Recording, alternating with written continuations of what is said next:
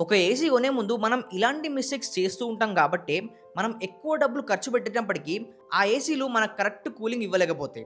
దాంట్లో మెయిన్ ఏందంటే, ఏసీ కొనే ముందు మన రూమ్ సైజ్‌ని బట్టి ఎన్ని టన్స్ ఏసీ తీసుకోవాలి అని చెప్పేసి మెజర్ చేస్తూ ఉంటాం. దాంట్లో 150 స్క్వేర్ ఫీట్ మన రూమ్ సైజ్ ఉంటే, అంటే చిన్న సైజ్ రూమ్ ఉంటే 1 టన్ ఏసీ సరిపోతది. 250 స్క్వేర్ ఫీట్ ఉంటే 1.5 టన్, 400 స్క్వేర్ ఫీట్ కన్నా ఎక్కువ ఉంటే ఆల్మోస్ట్ ఒక 2 టన్ ఏసీ అనేది మనకు సరిపోతది. అండ్ ఒక ఇన్వర్టర్ ఏసీ తీసుకోవాలా? నాన్ ఇన్వర్టర్ ఏసీ తీసుకోవాలా? అంటే కళ్ళు మూసుకొని ఇన్వర్టర్ ఏసీ దగ్గరికి ఎళ్ళండి. ఎందుకంటే ఈ ఏసీస్ వల్ల మనకి 30 నుండి 43% పవర్ అనేది సేవ్ అయితది. అండ్ ఏసీ కొనే ముందు పీసీబీ వారంటీ అనేది ఎక్కువ సంవత్సరాలు ఉండే విధంగా చూసుకోండి. ఏసీ మీద మనకి 5 ఇయర్స్, 3 ఇయర్స్ వారంటీ ఇస్తారు కదా!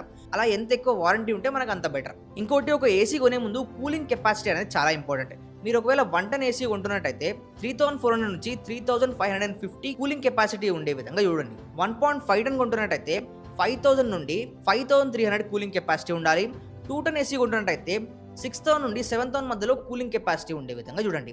ఒకవేళ మీరు 2 టన్ ఏసీ కొని 5000 కూలింగ్ కెపాసిటీ ఉన్న ఏసీ పెట్టుకుంటే మనకి మన రూమ్ చల్లబడ్డ ఫీల్ అనేది రాదు. బ్రో ఇన్ని చెప్పిర్రు గదా! మరి బెస్ట్ ఏసీ ఏదో అది గూడా చెప్పండి అనంటే ఒక 5 బెస్ట్ ఏసీస్‌ని ఇక్కడ ట్యాగ్ చేసిన. క్లిక్ చేసి మీ రూమ్ సైజ్‌ని బట్టి బెస్ట్ ఏసీని సెలెక్ట్ చేసుకోండి.